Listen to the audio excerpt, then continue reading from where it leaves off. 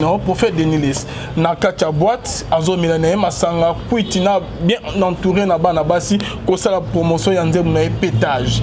Masanga 20 kolangwa. Comment vous avez trouvé ça papa? Bon, on les eloko kama lisute on les anango vinaye. Vinaye. Eza vinaye. Eza nango lisumute. Eza nango lisumute pona ye donc pona ye azali non pona ngai non lobala boy. Bible lobi na Apocalypse chapitre 2 verset 12. Je sais où tu demeures. Je sais que là est le trône de Satan. C'est fini. Et si quand tu demeuré, si tu as vraiment tout le monde qui est na trône nzambe zati. Cela veut dire c'est le diable qui règne. Na koki kolongo na makolanga te na kende sika trône ya diable ezokita. Et c'est va adorer Satan. Et c'est qui poussa sa ténèbre bandi. J'espère avant na ba impudique, avant na ba oyo les gens de mauvaise vie. Yebisanga batunini oye a gagné na ndenge azabongo. Na tala na kamanzambe ce sont les résultats qui comptent. Et si kazo demeuré et c'est si trône à satezali quand tu as ma boîte de nuit ba place aux raisons ça le coup pas nzambe mais tu prêches Dieu aux en église au monte que mo koza na kata confusion on sait on fait ça y a ko bana ka na vie wana to Apocalypse lobby mutazo ko bala mabe mo kako soir oza na sainteté ko bala sainteté mo kako soir ozo kota ba boîte de nuit Bible lobby ngo bien Apocalypse bokola suka continuer car la boîte de nuit. Je crois bien que le message est légué par le prophète Denilis. Jésus a bien bien si ma boîte ba masanga donc Paul Azolo que tout m'est permis mais tout n'est pas utile. Mais tant ou déjà nabilo musoso ko sala te ben yo komi ko toucher ben interdit. Cela veut dire katinayo crainte nzambe ata moké ezati. Et colère ya nzambe za musikate. Nzambe azane bolingo so se repartir o yambaye. Bon mutu bien kuto o sala public. Bon ba pasteur o ba sala ya ko batama. Bazé belé. Shalom, shalom, bien-aimés dans le Seigneur. Un grand merci. Nabidonyo Stubozo, la Nabiso de partout. Merci Naba Oyo. Basutena vraiment Moussaloyo. Là, Namoni Papa Nabiso, le pasteur Feza Missia. La bouche autorisée de l'éternel depuis Zurich. Na Philo Mukoya Motema. Yabivens de Homo depuis Londres. Pe na Maman Gisèle. Lokelo Motema Papa Emmanuel et na Boston. Bonzambe, na Bonzambe. Yesunde Moussou qui si bien-aimé. Et toujours na Kadaro informé. Bino Lelo Bonzambe et Kita. Na Loye Mona Malobape na Misala bien-aimé. Si maintenant Toya Kolobake Nzamba. To croyez les sous-sois finalement ça zo c'est biso tozalina papa na biso l'évangéliste Michel azongi les sous OK beaucoup maki bo CPN makas tozana ici na plateau na biso tozongi ici shalom l'homme de Dieu. Shalom papa. Ça va papa? Na grâce à Nzambe ko le sous vraiment zo sous. OK lilo bana bandeko ba monyo sous lilo. Je suis l'évangéliste Michel, ministre serviteur de Dieu des ministères. Dans une église na commune Ngalema na avenue Diantela numéro 14 église Zawana mission nzamba pesingeza ya délivrance to bonde la pona baka to zape na ba séance ba prière na biso elekanaka chaque jour du lundi au samedi à partir à 22h à partir à 5h à partir à 11h soyi bo taper na compte YouTube nanga évangéliste Ekuchu TV beaucoup tanga kuna na ba forte prière d'attaque chaque jour donc sur le réseau de la prière au côté réseau de na compte nanga il y a YouTube évangéliste Ekuchu TV ça chaîne uniquement il y a ba prière c'est ça donc prière nde ekosala ke olonga bitumba nyoso tele mela biso po Bible lobby bitumba na biso za ya nzoto te eza ya maïté mais eza ya molimo alors ceux qui spirituellement ça très fort physiquement on peut posséder puis on peut pas donc c'est un peu ça là on a quoi ça va ensemble. OK merci beaucoup l'évangéliste Michel voilà une vidéo mon quoi il y a l'un de nos confrères à mécanique un peu colobela un peu éclaircir biso par rapport il y a ma camion s'est passé dans l'église il y a tant message du temps de la fin donc branamiste papa votre réaction par rapport à la vidéo Tolandi. Premièrement autant la parole dans Jean chapitre 3 verset 17 la Bible dit ceci. Dieu en effet n'a pas envoyé son fils dans le monde pour qu'il juge le monde, mais que le monde soit sauvé. Nzambe atindaki mwana na ekolo Yesu Kristo la mokili. Po Yesu eko sambisa mokili te, mais po mokili ebika. Cela montre que Jésus-Christ est le seul et l'unique, le sauveur de l'humanité. Toza na Nzambe mosuti. So moni mutu alobi ke Nzambe obino bozo sambela. Jésus wana obino bo sambela na oya biso za différent. Cela montre que à kokisi kombo ya Jésus ngo mobimbati. Oh, il y a biso eza Jésus-Christ de Nazareth. Mais il y a ceux qui sera Jésus. Na Bible, babar Jésus peut basalaki. OK. Autant la Bible ebi.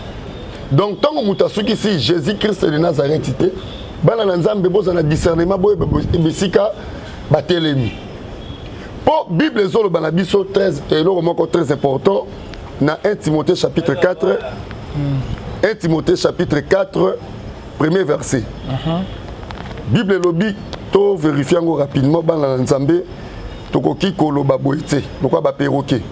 La Bible dit, mais l'Esprit dit expressément que dans les derniers temps, quelques-uns abandonneront la foi, apostasie, pour s'attacher à des esprits séducteurs et des doctrines des démons. Soy mutalobi que Yesu wana bilobo sambelaka. Eza o yabiso te, yabiso kombo na ye, Jésus-Christ de Nazareth, le ressuscité de mort dans 3 jours, il est vivant jusqu'aujourd'hui. Donc cela montre que les signes attendent de la faire. Donc branamiste bazana Jésus na ba mususu comment? Branamiste toto bolobi branamiste baza ba chrétien te parce que chrétien branamiste ça la kati. Soit aux branamiste ou soit aux chrétiens. Pour mutu soko ndimeli Jésus-Christ de Nazareth automatiquement comme chrétien. Chrétien branamiste ça la kati. Sori mutu alobi que na lingi branam plus que Jésus. Cela montre que na musala oazo salana Christ était mutabengai. Et ça Branham mutabengai. Or Branham bozo be misel isumu pa me panzami. Azala gine serviteur comme prophète tout le monde netinga asali musala na ye et sili akufiti le lozala sama bene Branham asekwati. Soki mutu akomi kolinga mutu oya akufa déjà koleka kolo Yesu azala bomoy. Cela montre que baza attaché na ba doctrine ya ba démon. Ah bon? Doctrine ya ba démon. Bato ba évoquera ba esprit. Branham disi akufa. Branham ndenge tolo babo azozela même jugement dernier liboso Jésus-Christ. Yé peut faire rendre compte. Liboso nzambe la musalo nzamba pesa ki azaki sainte, azaki mosali nzambe. Asali bien mission na komi ba livre ba brochure selon l'expérience personnelle ou asaki na Jésus-Christ. Mais ba oyo ba na sima balingi kozwa neti Branham akoma lokola nzambe. Ba yeko bebisa kwa ba ba ba yeko bebisa totalement. Ndemo na bakimangiste hein? Ndemo pena bakimangiste Simon Kimbangu un vrai prophète. Molimo bazan égarément. Pour yembenga Simon Kimbangu aza Saint-Esprit. Azas oui pour na bango. Or soko tali na mir na bango bakoma Simon Kimbangu a envoyé spécial il y a Jésus-Christ. Mais Nassima Simon Kimbangu il remplace na ténèbres. Yemoko Simon Kimbangu moi nzambe. Yemoko Simon Kimbangu c'est là qui Jésus-Christ. Asala musala ne kitoko mena Simon ya bateau ba remplacer wana moi koloba isati. Côté mon ndenge Branhamis. Tant que mutalobi que j'aime Branham plus que Jésus, mutuana za na idolâtrie. Il y a doctrine, il y a des démons. C'est comme s'il a été mal compris quoi. Non. Qui est bien tel. Alors bela qui en bon côté, alors bela qui en a sens mot, bopé vidéo intégralité à vidéo, monsieur c'est bimaki. Intégralité le belo côté et l'autre tokoi kozela, c'est l'humilité d'abord. L'humilité précède la gloire. Tango blasphémer la combat Jésus-Christ, tu dois s'humilier et tu dois se repentir. Il ne faut pas se justifier devant Dieu. Et pas Yanzambe va plaider coupable. Osons reconnaître que j'ai péché devant Dieu et tu te réponds et Dieu va te pardonner sincèrement. Mais tant que Moutobani se justifier devant Dieu, il n'y a pas Yanzambe à la place. Matthieu chapitre 10, verset 37, Bible Lobini.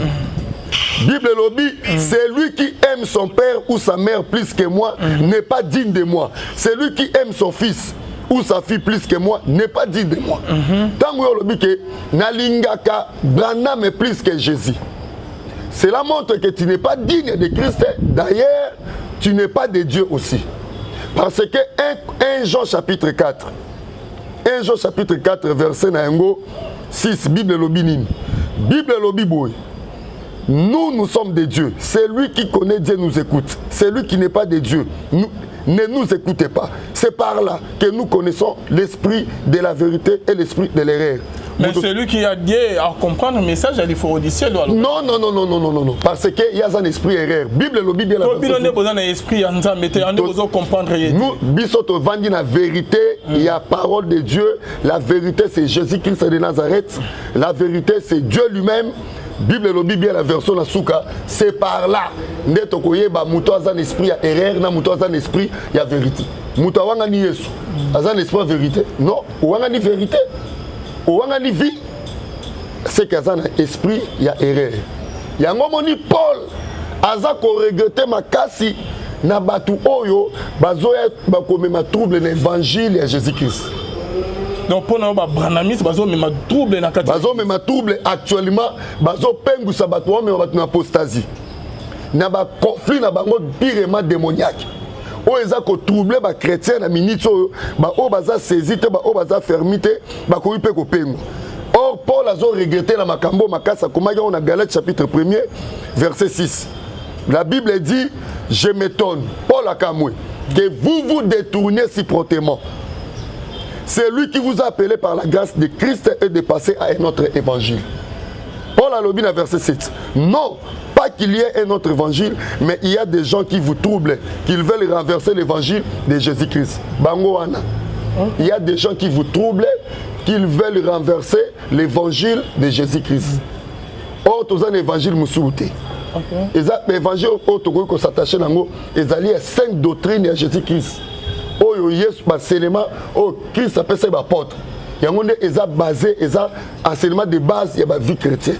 Ce qui muto abimi na enseignement de base ya sainte doctrine ya Jésus-Christ. Awangani Christ aza attaché na doctrine ba démon selon 1 Timothée chapitre 4. Parce que yo elo ni nezo la que papa di faut Odyssée abimi na enseignement ya Jésus-Christ. Mais alobi yango bien pour l'amour de Branham muto kopekisa azati. Oh biso to abana nzambe Bible lobi na Isaïe 60. Pour l'amour d'Israël, je mettrai point. Biso de photo loba. Pour na bolingo nzambe, soko bomanga boma. Pour na bolingo Jésus-Christ, soko ko changa mbeli. Pour na bolingo Jésus-Christ, na ko oeko ya eya. Mais yo ozu bolingo ko ko pese pa na nzambe timité à Jésus-Christ. Au même pas ekelam. Matthieu 10 37, ils ont frappé. Cela montre qu'il n'est pas de Dieu. Donc malgré l'explication, justification. Mon frère, ceux qui osent se justifier devant Dieu, osent en la place. Nzamba lingaka muto ye liboso na ye azo plaider coupable kolo Yesu ne naza awa na bomaki na salaki kobo na fingaki titere pas sincèrement na longola ki bazemi nzamba tali abi oui muto makambo azoloba na mona ki pasalaki yango ayepe ko tubela sefi na kolimbisa ye. Mais yo wangani Yesu. Au lieu en tout cas communauté chrétienne bolimbisanga parce que j'ai mal fait. D'ailleurs le quoi soka aizongi na repentance et ko tomboler sur ma case. C'est l'orgueil. Parce que soto tangi na 1 Timothée wana kaka. Soto kiti Bible lobi batu ba koma na arrogance makasi na dernier temps. Bato ba kobima. Ayebiso que pasteur il faut dire arrogant, ngana simple. Non, il est simple mais quand il ozos owangani non komba Jésus. Awangani on ndeni ya pesi justification na ameko expliquer bidon ni ça asala ki pasteur il faut que Dieu doit se repentir. Asenga bolimbisi na communauté chrétienne pasenga nzambe bolimbisi.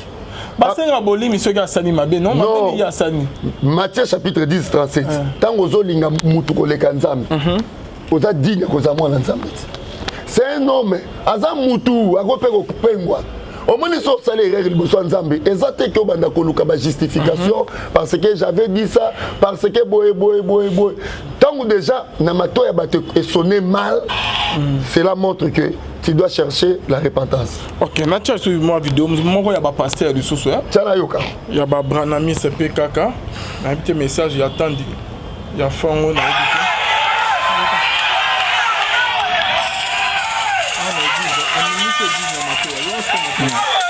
faut pas comparer ce Dieu. Le Dieu de Branham est incomparable.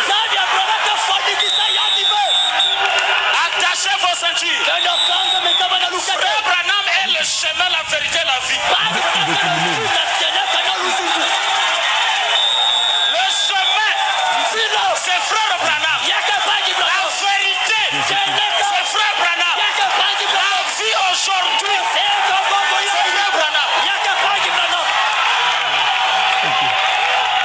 bolukela un pasteur oyo.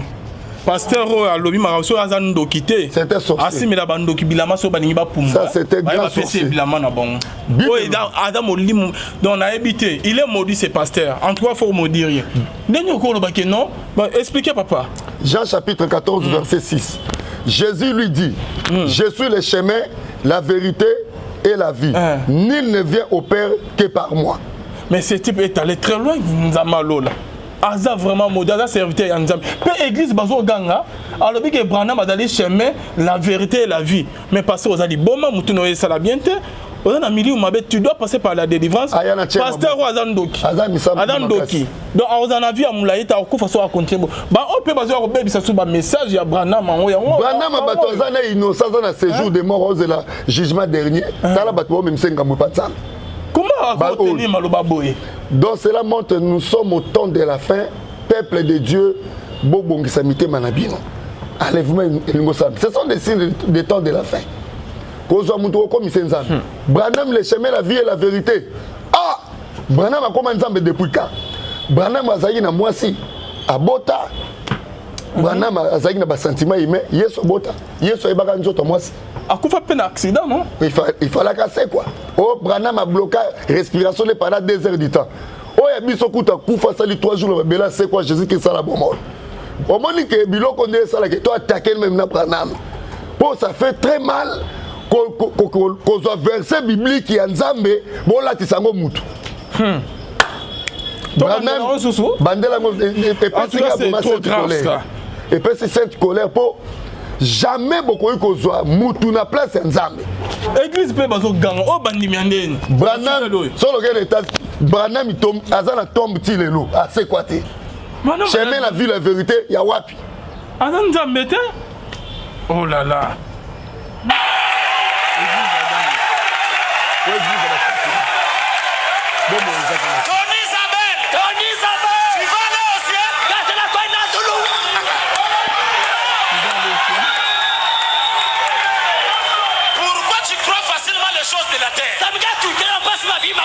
Est-ce qu'à tu sais c'est un homme? Est-ce que tu sais c'est un homme? Mais pourquoi tu crois que l'avenir devient un homme? Est-ce que Dolisi c'est pas le nom de quelqu'un?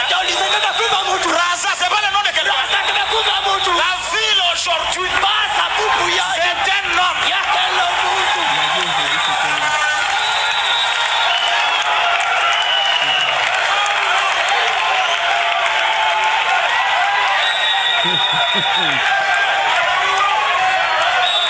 Le chemin, c'est Frère Branham. La vérité, c'est Frère Branham. La vie, c'est Frère Branham.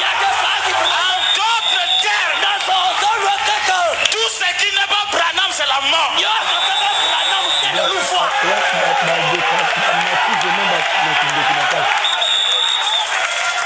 Josué. Tipo boluke la bisoye. Église au fait kangama. Ce pasteur est maudit na ba fidèle nyons tout ba gagner na église sous la malédiction. Église du réveil du Congo, NRC, église du réveil du Congo. Silence absolu. Et pourquoi? N'habitez son Nanyazali, président actuel, il y a église, il y a réveil à Congo. Dodo Kamba. Papa Dodo Kamba, respect dans Opesayo, Mkoubwa. Pourquoi silence à bois? Et ça, image à ma bien ma casse. Pourquoi ce silence? Tangu bato yo bazo telemba bazo sakanana kombo ya Jésus-Christ de Nazareth. Église de réveil, président Nayango avant de calmer, représentant. Il faut quand même tout sentir. Na moni calme réaction mon côté ya ba pasteur aminé notre yebi. Ezo ça là vraiment passe. Biso tozo bunda na kombo ya Jésus-Christ to tikali mais nzambe côté le misaka ba oyayi. Mutoyo et tout d'abord il y a le Branham sans Branham vie ezati. Branham ba lobela azana sama beleti sipo. Akufa Paula. Oh Jésus-Christ de Nazareth atika tombo vite. Na ebité na zangi na elo na ko loba ko na bato. Na zangi po soki bato na ebité ala la mukanon te. Poye ba ke nzambe nda simba ka bomoy. Ça fait très mal. Ba verset c'est belé mais na éviter et l'on a rôle pour la motopo adorer Moutou plus que le créateur. Oh, il commis vraiment abomination, péché moko grave. On a quoi? C'est ça. Ah, Nzamalola. Moutou qui adorer Moutou. Ah, non, sans Branham vie ezati. Branham azanani. Est-ce que Branham a sauvé Makila pour sauver le monde entier? Est-ce que Branham a envoyé spécial au Kolo Atindaki, Nzamba Tindaki, selon en accord à Jean chapitre 3 verset 17, que c'est lui le sauveur? Donc pour Bango, Branham a sauvé. Donc la verset Jean chapitre 3 verset 17, que Nzamba Tindaki Yesu pas sauver mon kili. Donc pour Bango balu si ba verset, bandeko bazuku ba omona fait. Ba omona Nzambiti. Où est la blasphémation makasa comment ça? Question mon a posé au papa Michel. Confrère, collègue à l'objet que bango bazana Jésus na bango ba prière. Voilà. Bazana Jésus au tek église de réveil et prière. Et dans Jésus au tek ba église bimi bimi bela na kin nzambe malamu ba soni kafuta ba nan o ke bino bo prière et dans Jésus mon côté. Étonné ngamuke. Oko expliquer biso place en il voulait dire quoi au juste? Quel Jésus ba ma prière? Balingi batali sabino appartenance na bango. Ozo comprendre 1 Timothée chapitre 4. Toujours bango très bien zana bandelango pour na peuple nzambe ba comprendre. 1 Timothée chapitre 4, Bible le dit bien. L'Esprit dit expressément que dans les derniers jours, quelques-uns abandonneront la foi. Tant la foi, osant la foi en Jésus-Christ. Apostasie et quota. Pour s'attacher à des esprits séducteurs et à des doctrines de démons. Les doctrines de démons, c'est quoi? Bateau déjà va continuer la doctrine de démons, va nier combat Jésus-Christ. Parce que le Bible dit Jésus ou yabinote donc bango peut baser la Jésus na bango. Parce que la Bible babar Jésus baza Jésus basé belé. Mais différence c'est ça le Christ est sauveur Jésus-Christ de Nazareth. Donc cela montre que bango baza s'attacher à la doctrine de démons. Vous comprenez? Et puis Bible ça ko talisa biso na 2 Corinthiens chapitre 11 pour nous talisa bino bajar ya batouane. Bible lobby dans 2 Corinthiens chapitre 11 verset 13. Ces hommes-là sont des faux apôtres, des ouvriers trompeurs, déguisés en apôtres de Christ, et cela ne sont pas étonnants, puisque Satan lui-même se déguise en ange de lumière. Donc, si on a Moutou, alors que Jésus n'a biso, Jésus-Christ de Nazareth, il y a s'attacher à la doctrine de démon. Doctrine de démon est englobée au nyonso ezalaka en dehors il y a christianisme, il y a mabé. Science occulte dans la carte, cabale juif dans la carte, sorcellerie dans la carte, tradition dans la carte. Tant que doctrine de démon, quoi adorer bikeko dans la carte. Do bato bazawana bazaka lisu na nzambete balakisi bino appartenance ba esika bazaleli esika bazaleli nalanda ki pe kaka papa na biso la big non nanzela frère Branham j'ai des richesses j'ai des biens oh ba bien mo kilo ana ba bien na ozu eza ba bien mon corps éphémère nzambe a pas mola to Branham donc bango bazui Branham lokola nzambe oh bien aimé bozo memisa Branham passe ici kaza ko la séjour de mort. La Bible dit que c'est la bénédiction de l'Éternel qui enrichit. C'est ça. Donc batali simino que bazala nzambe la bango. Oh a kokana oh bisote. Oh biso Jésus Christ de Nazareth abiki saka asala kabikamu akangolaka so kutani na ye vino échanger. Mais le long nzambe a comme kotali sabiso to découvrir des choses cachées. Oh batu baza to yebaka bango ba chrétien mais à la fin des comptes, tu dois comprendre l'origine de Bango. Origine de Bango, quand l'origine de Bango est sali, tant que tu nié combat Jésus-Christ, c'est-à-dire, na kati na seyana subasime zali. Subasime moko ezana ya diable. Ou ezali ya bonzambete, yango nde batami na sewana.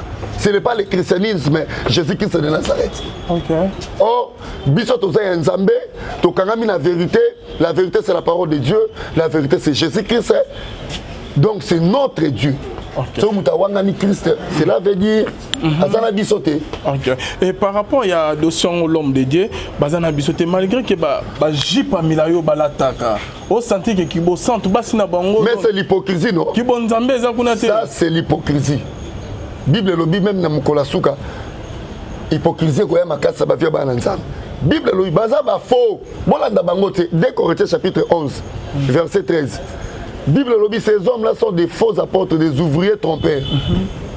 Bakolata na aspect moko ya kibosanto mais kati na bango déjà kindoke vanda misala mabe vanda les tombeaux blanchis oh yeso ebisa ba pharisien donc bazana yango moni Bible lobby na 1 Samuel chapitre 16 verset 7 Dieu ne considère pas ce que l'homme considère. L'homme regarde ce qui frappe aux yeux, mais notre Dieu au cœur de l'homme. Nous avons au fond du cœur de l'homme. Moutoko la frapper na parole sa mutu. Ozo mona neza onza ba monati. Ba kibosanto nozo mona batibatika ba cheveux naturel. Keba makambo sala makana ko sala nati. Vraiment. Ozo mona. Kibosanto mona ba cheveux. Oh non, ngana mona ser moko ya religion wana.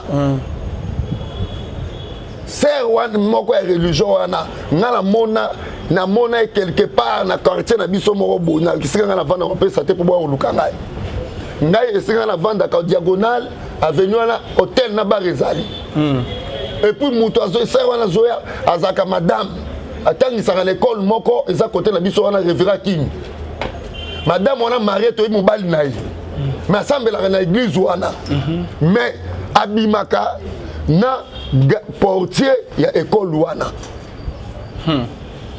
J'en ai mon lisolo mon pays à bêter la biso. Sur le bisangai, total apparence bateau ou bien total au ezana katsamu. Ndenge prophète Samuel a ignoraka et azalaka plutôt frappé la apparence bande quoi David. Ba il y a ba nani pour ba ki ba robiste ba costaud. Alinga paniquer à wendre yaya David au la roi. Nzamba bise tche. Yozo tale ozo frappé na misu mais nganzamba na talaka nembo tema mutu. C'est grave ça. Merci beaucoup papa. Hypocrisie l'équipe makasi hein. Le solo mon professeur na biso mo apesa biso tout na izipa ya kayamba. Abeta du solo que mamelo ba sente. Hein? C'est trop grave quoi. Hypocrisie l'équipe makasi mais tout ce que le solo ya nani. Ya mon copain ba collègue non prophète de Nilis na kacha boîte azo milane masanga kuitina bien entouré na bana basi ko sala promotion ya nzemu na pétage. Masanga 20 kolangwa. Comment vous avez trouvé ça, papa? Bon, on est allé au Kamoli soute, on est allé au Vinaï. Vinaï. Eza Vinaï. Eza nango lisumuté. Eza nango lisumuté ponaye. Donc ponaye azali non ponangai non lobala boy. Bible lobi na Apocalypse chapitre 2 verset 12. Je sais où tu demeures. Je sais que là est le trône de Satan. C'est fini. Et si quand vous demeurez, si vous avez vraiment tout le monde qui est na trône nzambe zati. Cela veut dire c'est le diable qui règne. Na koki kolongo na makolanga te na kende sika trône ya diable ezokita esika ba adorer Satan esika ki poussa sa ténèbre bandi j'espère avant na ba impidique avant na oyo les gens de mauvaise vie yebisanga batu nini oye a gagné na ndenge azabongo na tala na makambo nzambe ce sont les résultats qui comptent. Ce n'est pas la parole. Yango moni Bible lobi montre-moi ta foi, mais moi je te montrerai les œuvres de la foi. Et ce qui concerne nos PC Sikazolanda enseignement. Bon, nga concerne on peut ça y est. Ko bana ka na vie wana to Apocalypse lobi, mutazo ko bala mabe moka ko soa. Ozana sainteté ko bala sainteté moka ko soa. Ozo kota ba boîte de nuit, Bible lobi ngo bien Apocalypse bokola suka, continue ka na ba boîte de nuit moka ko soa. Oyo ozana oliara banye na butu, continue. Non, c'est comme si on a mawaya amna été. Non, tant que nous avons cassé nos banesengo, nous avons na regret. Parce que au mutum un certain année mutu na l'an 2000, ngana ba image ya l'an 2000 au la vieux boga. Na pas comme vilain. On y va comme vilain. Saint esprit sur la team mutu et puis ça peut mutu aspect. Au moins ngana na abonné na 40 ans. Vous comprenez? Mais sotali image na 20, 22, 23 ans. Maintenant mukolo. 40 ans déjà âge moko ya stabilité. Vous comprenez? Yo ce que Daniel a fait en colo. Même en colo. Ba teinture mais là ba ninga ba mela ba bangi na auto kola ka to tangala bango ana ISS na kauka ba musota les jeunes mais okobenge vieux mais même ani parce que bangi pe bimisa ba oyo mais to zo mela bangi mbebo ko koma nini tongo ocha ba choko biloko na tout o corriger nature ndenge nzamba saleli yo. Ah bon? C'est ça. Donc il faut vous ça choko na bo mela biso problème ezanini vieux il faut à revoir Vinaï. Bon, le balanga mingi tempo to sala be et ce qui arrive en moté étant que prophète étant qu'un homme de Dieu et si kazo demeuré et c'est si quatre na santé zali ko tchama ko la boîte de nuit ba place aux raisons ça le coup mais pas nzambité mais tu prêches Dieu aux en église au monte que moko za na kata confusion yango moni Bible lobi na 1 Corinthiens 11 verset 13 à 14 Bible lobi le diable lui-même il se déguise comme un ange de lumière. Ça va dire comme, c'est-à-dire Ezabongo Taza Lokola. Mais ce qu'on posani au monde à Kamoni. Donc Azala qui Lokola, prophète Anzama. Ngai na lobika au Bible lobi. Par rapport à verset non. Voilà. C'est que Denile Sabango s'est déguisé dans le prophète Anzama. Mais Bible des autres interprétés yango moko zotali sa biso clair le kono loba. Donc ce qui vient Azam mutu vraiment conscience c'est ça là. Au bout un certain moment Komboka ya Yesu totanga ko et ko pekiso sala makamu susu. O monique o comme déjà prêt à ko pengwa mais pona Yesu. O talika kombonga na portaka ezongi sosi. Mais tant ou déjà na bilo mususu ko sala te ben yo komi ko toucher ben interdit. Cela veut dire katina yo crainte nzambe ata mokie ezati. Et colère ya nzambe za musikate. Nzamba zane bolingo so se repartir o yamai. Bon mutu bien ko to sala public. Bon ba pasteur o ba sala ya ko batama. Basé belé ngai une église esika nazo kamba vision na nga moko nzamba pesa pour no kotsa batu na lola moi frère moko muke na kosaka ko ba berger atela nga poison na début année où moi la muke à 24 ans ozomona donc mokili ndé Bible lobi motema ya batu soko yebi yango te faut faire attention. Rien de bon dans le cœur de l'homme. Effectivement. Ok. Merci beaucoup, pasteur évangéliste Michel. Je crois bien que le message est légué par le prophète Deniles. Jésus a bien ma casse, bien si ma boîte, ma sanga. Donc, Paul Azolo, tout m'est permis, mais tout n'est pas utile. Donc, c'est ça quoi. Papa, Tokobi Suko, tout le monde témoignage de comment quoi? Les États-Unis. Les États-Unis. Ndeko wana ezama kiona ti natindeli yo sida eza sida abiki keba bazolanda baka wana baya kobenga obo bamoni lobi kote ba regretter fort mais bango baza mutu wana te oyo pe soki nzambe apreparaki papa malemi bana yete ndenge nini mutu la mutu oza likabo yango c'est que faut bik ça ba onyo tout baza ka wana il faut baza na kondima mutu Yesu abik ça ba misus pasinga kondima na bango te amoni dans la Bible et miso to sala ki amoni abengi alobi papa moi si na bengi saka ya awa na sali 3 ans na bimana moi c'était en États-Unis. OK. Moi si wapi à partir à Congo. Abali moi si na Congo. Azaki derrière na moi si. OK, beta du solo très bien. Ay déjà na moi si ne ando vivre à babota bana mibale.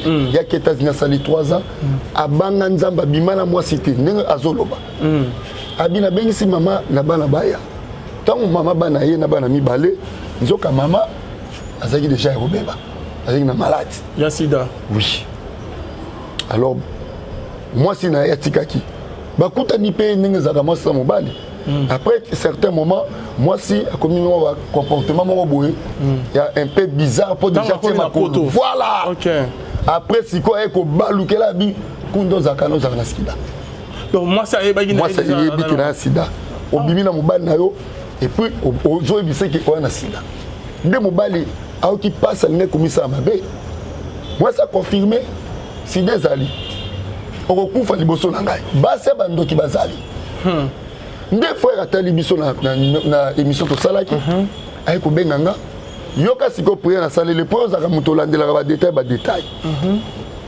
abenga bi frère tala na boye ngala biso na sidati na biso na kombo Jésus Christ wana sidati o kasi bondela pona biso luka mai na bondela pona mai wana na obongola o makila Yesu okomela pe nzamba sa miracle pe que ça l'examen.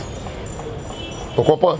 Azu ba bouteille mai o amela kanabi na rendre en grâce. Oui, Bible lobi na 1 Timothée chapitre 4 verset 5. Tout est sanctifié par la prière. Na bi na kombo Jésus Christ na sanctifié mai ko kwa makila Yesu. Na frère améliore pendant 3 jours après que ça l'examen. Semaine où là ko benganga na ba résultat yango neza en anglais et bimi négatif bazue kana attention. Ah bon? Sideki. Donc attention Esaïe parce que nouvelle acide au balbai kaza nongo. Donc nzamba talisi bolamu na. Naza disposé la guinine intuition to ozaki révélation que aza nongo te. Yemoko. La femme a talisi o yazali. Et c'est déjà to sangalaki. to sali eloko to sala to lo ba te na miso bato miracle salami mais miracle salami et puis qu'on dit bien ce qui basse bandoki bazani parce que au cours bana bana ba o bazo se retrouver penaka ba mekanzambe. Premièrement il faut monter dans la foi en Jésus-Christ. OK. Que soit to bonde li pona kanaye que Jésus-Christ est capable de coagir ce gazali. Net que ceux qui bonne na kanaye simité ce gazali na kondimate. Il faut qu'on a même non, nazongi si faut titer. Ça dépend de votre foi. Nous sommes là, nous sommes des instruments de Jésus-Christ. Ce qui te déclaré dans le combat, il y a Jésus-Christ et l'autre ça les toujours. Na bonde pour la baka ba te bele maman na biso moko na Hollande. Il y a peut cancer détesté limoyer ayati a on a qui ça ko témoigner dans mois de mars. Et année où Bible Nzambe azakana distance te Bible lobina Jérémie 23:23. Nzambe salaka de près même de loin. On peut déclarer ici au Congo mais vous êtes en Europe. Parce que Zobet a toujours le soloka, il y a foi, mais la foi appelle des choses qui n'existent pas. Mais ce qui peut qu'il y a une foi, puissance non. Nzambe azala batan na ba façon ya sala pas démontrer za ba ka mususu. Nzamba koki ko sala parce que aza souverain. Alors asali po on dit pas au croire que Dieu existe. Pour battre musu bandimate ke nzamba sala. Parce que na Bible pe ba o Jésus abiki sa nyon se singa ka asinga ba kondima na bango te to moni liwa résurrection ya mwana ya la femme de Naïn asinga ki kondima na ete to moni Yesu amonaki kati ya motema mama wana. OK. Yesu atala kabiso la kati ya motema. Par exemple musu ya koka boite o ya piscine ya Bethesda. Jésus atuna ki kondima na ete. Po Yesu alekana ki na nzela mutu wana alekana na nzela piscine ya Bethesda. OK. Vous comprenez? Yesu alekana ki nde akutani na mkawana. Eza loko les missions o ezo lekana na ba vie na bango, cela montre que Dieu passe. OK. Pour qu'on saisir l'opportunité, il y a un miracle. Merci beaucoup l'homme de Dieu. To comme na suga ya émission na biso, message nini oko pesa o ke na tuni yote, ba question musu na tuni yote, oko pesa ya suga na bandeko bazandi biso. Eloko na koyi koloba na ba na Nzambe, toza na service moko ya achat ya parcelle église, papa Lvin, et sera nazo futela. Église, telle maison de délivrance, bah esprit, bah démon koloba à chaque fois, bah kolupango, ote, robé bise biso lopango. Na maman to bon de la pour sauver bah amanzam. Ote bino foka bolongwa. Donc né dans ça boy. Il faut to longwa. Maintenant ça qui nzambe, ko futela, ezalo mabeti. Mais na futeli depuis na bandaka église ko futela. To bandaki service ya achat parcelle. Au moins ko soutenir evanzambe ya mabeti ya bisumuti. Il y a des gens où on a la monnaie. Na mokilo na mboko na moni pa akabe mutu $100,000 na moni batu mutu a aider yo penza pe kando pesa mkongo tongi yo mais mutu a pesa ki panzam Jésus Christ de Nazareth so kotisie nyongo ata ce que lungo kufa a ofuta nyongo na. OK. Donc ça l'appelle et bandeko ba ko sunga biso ba compter pour la contribution oko pa lo bakina lo pango moko côté kuna so ki wa bozwa bo église na kabeli nzambe il y a pas de souci. La Bible dit selon Matthieu 7:7. C'est lui qui demande et reçoit. Je crois que Jésus-Christ azanaba oyaya ko toucher.